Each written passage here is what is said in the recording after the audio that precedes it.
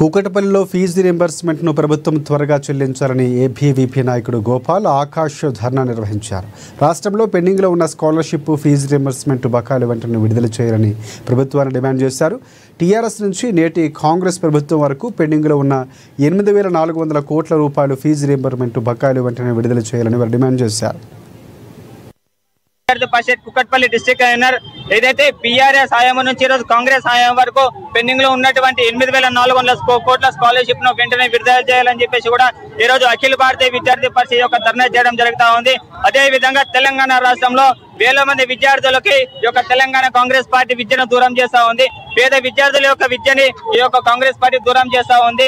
రానున్న రోజుల్లో ఇదే విధంగా కాంగ్రెస్ పార్టీ నడుచుకుంటా ఉంటే రేపన్నాడు అసెంబ్లీ ముట్టడికైనా సరే లేదంటే మినిస్టర్స్ క్వార్టర్స్ కైనా సరే ముట్టడించడానికి ఈ రోజు అఖిల భారతీయ విద్యార్థి పరిషత్ డిమాండ్ చేస్తా ఉంది.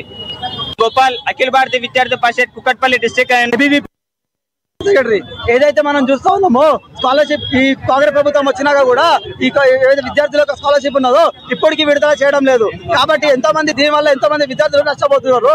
కాబట్టి మేము ఒకటే అఖిల భారతీయ విద్యార్థి పరిషత్ ఒకటే డిమాండ్ చేస్తా ఉన్నది, ఏదైతే విద్యార్థుల